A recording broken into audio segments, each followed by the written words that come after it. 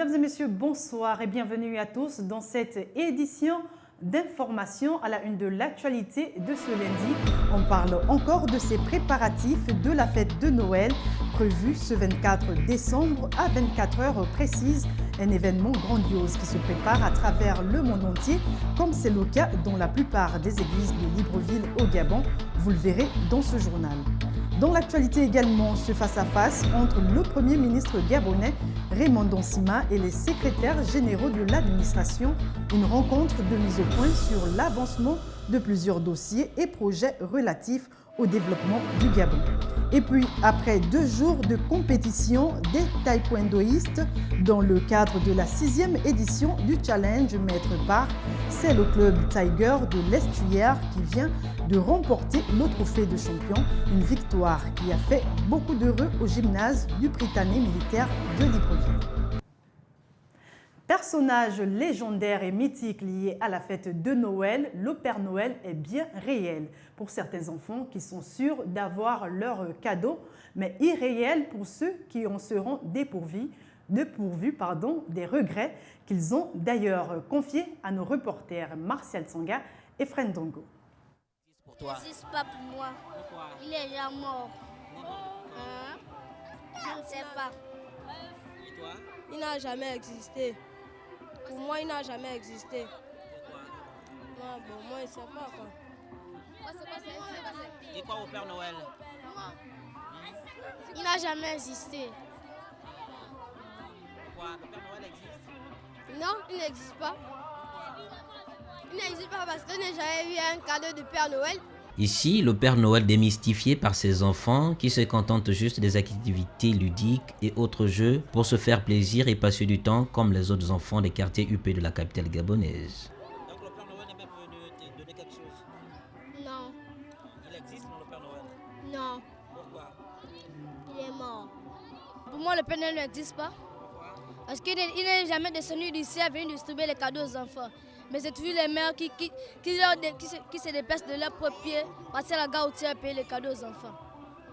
Triste réalité, comme quoi, à Libreville, comme partout ailleurs, il y a les uns et les autres. Ici, les enfants se contentent du peu pour ne manquer de rien. Eux aussi ont la fête de Noël à leur goût et couleur.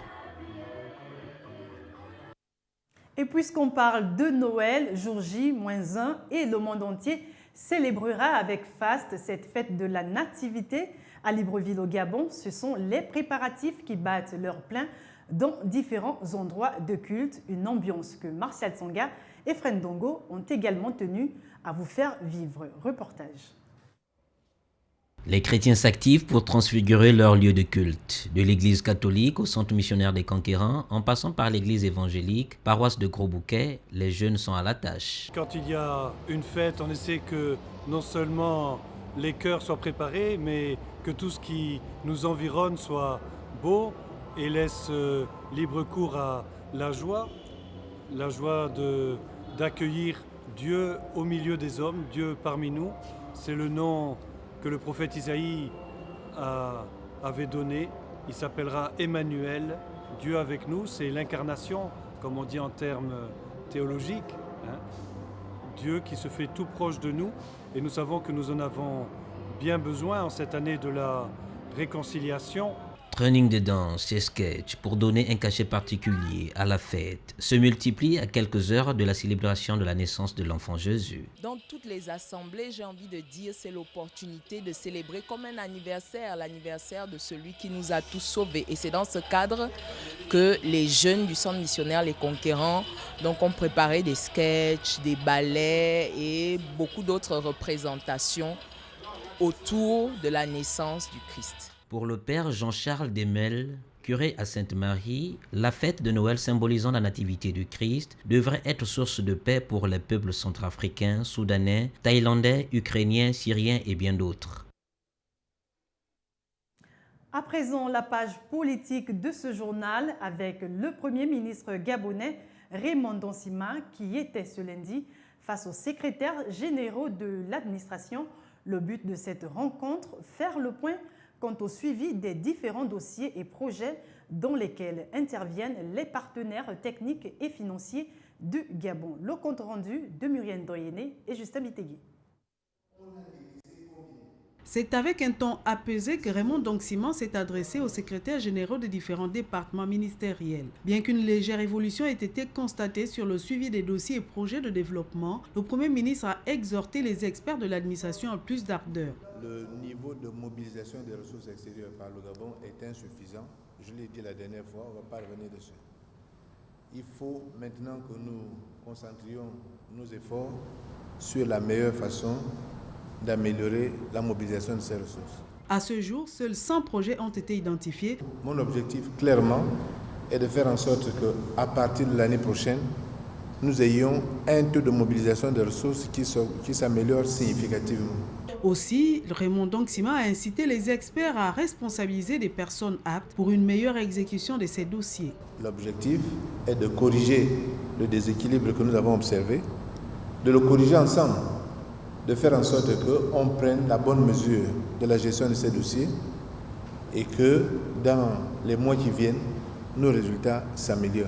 Notons que ces rencontres sont la conséquence de la mauvaise utilisation de l'aide au développement du Gabon accordée par les bailleurs de fonds qui s'élèvent à 917 milliards de francs CFA, dont seul 18% a été décaissé à ce jour. Après les résultats des locales 2013, les différents camps politiques se sont déjà mis à la quête des alliés pour obtenir un maximum de voix. Mais ces alliances peuvent-elles être contre nature? Tentative de réponse avec Somperonba et Justin Bideki. Au lendemain de la proclamation des résultats des élections du 14 décembre dernier, les acteurs principaux de ce scrutin peuvent désormais entrer dans les lieux secrets pour des alliances, quelquefois contre leur nature politique. En politique, la vérité d'aujourd'hui n'est pas celle du lendemain et qu'il n'y a pas du tout de logique.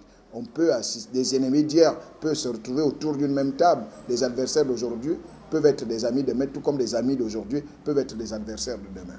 Le PDG, le CLR et les indépendants peuvent négocier chacun avec ses ambitions, les conseils municipaux, les conseils départementaux étant assez étroits pour tout le monde.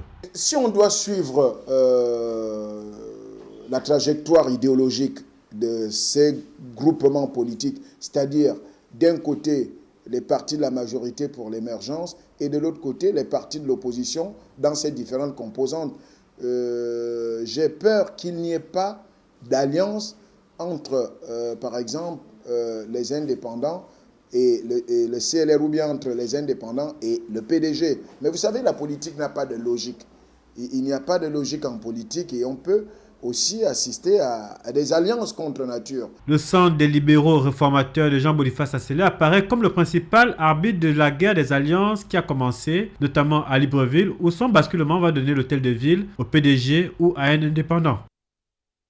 Rien à voir avec ce qui précède. Sachez que les Mourides de Gabon ont célébré dimanche dernier le départ en exil du père du mouridisme, Cheikh Amadou Bamba, une fête au cours de laquelle ils ont adressé leurs prières à Dieu pour soutenir les actions de cette communauté et de celles de son leader. Reportage de Kenny Ongori et Frendongo.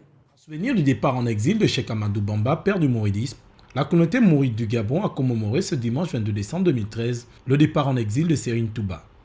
Le Grand Magal est un jour qui commémore le départ en exil de Cheikh Ahmadou Bamba au Gabon. Parce que, comme vous le savez bien, Cheikh Ahmadou Bamba étant un guide spirituel qui a fondé le mouridisme, durant son séjour, durant les années qu'il a vécu au Sénégal, les Blancs ont trouvé une solution comme quoi pour essayer d'éradiquer la personne qui faisait naître, qui faisait grandir la religion musulmane. Pour cela, il fallait simplement l'envoyer en exil. Donc le lieu qu'ils avaient choisi, c'était le Gabon. Donc Cheikh Amadou Bamba a été interné au Gabon pendant 7 longues années, durant lesquelles il a été à Libreville, à Lambaréné, à Mayomba, comme à Port-Gentil. Une journée de prière à l'endroit de Dieu pour appuyer les actions de Cheikh Amadou Bamba, une invitation faite à tous les mourides. Ce jour, en fait, est le jour de commémoration de départ en exil, mais en priant pour Dieu, priant pour remercier Dieu de lui avoir permis d'avoir ce niveau de spiritualité. C'est une journée durant laquelle on se réunit, on appelle tous les frères musulmans et qui ne sont pas musulmans également pour pouvoir commémorer, comme j'ai dit précédemment, ce jour. Et dans cette commémoration, il y a d'abord les prières, comme vous avez bien dit, il y a la lecture du Coran que l'on fait. On fait également la lecture des panégyriques de Serigne Touba qu'il a écrit sur le prophète, sur Dieu. Cheikh Amadou Bamba fut exilé au Gabon en 1895 par l'administration coloniale pour une durée de 7 ans. Et du sport dans cette édition, au terme de 2 jours de compétition au gymnase du Prytanée militaire, les taekwondoïstes engagés dans le challenge du Maître Park ont pu tenir le public en haleine. La province de l'Estuaire, à travers le club Tiger, s'est adjugé le titre de champion avec 38 points, suivi de celui de Logoué-Maritime avec 28 et puis Logoué-Ivindo avec 12. Une belle compétition qui a regroupé 22 clubs civils, 7 militaires et 5 ligues provinciales. Reportage de Kenny Ongori et Frendongo. Le grand challenge dénommé Maître Park a pris fin dimanche dernier à Libreville.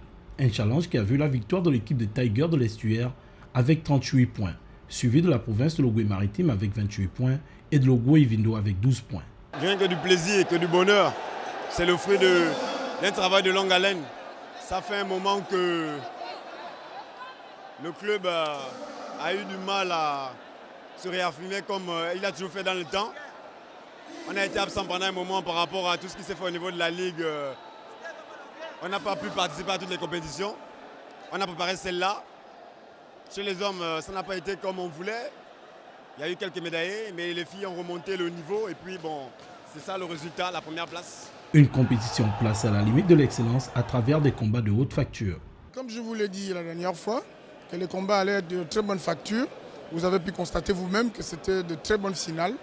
Et ce qui nous a autant plu, c'est parce qu'il y a des internationaux qui sont tombés. Ça veut dire que le niveau était conséquent et a vraiment monté d'un cran. Pour le premier responsable de la fédération, il est nécessaire que les partenaires apportent leur contribution pour aider le taekwondo gabonais. C'est une compétition organisée par un sponsor, le Grand Maître Park. J'invite toutes les autres bonnes volontés qui peuvent nous aider à organiser d'autres compétitions ou à soutenir celles qui sont déjà organisées par la fédération. La compétition qui a vu la participation de plusieurs athlètes s'est achevée sur une note de satisfaction totale. Voilà, c'était le journal de la rédaction. Merci à vous qui l'avez regardé. Restez en compagnie de l'actualité sur les www.gabonnews.com. À demain, 20h.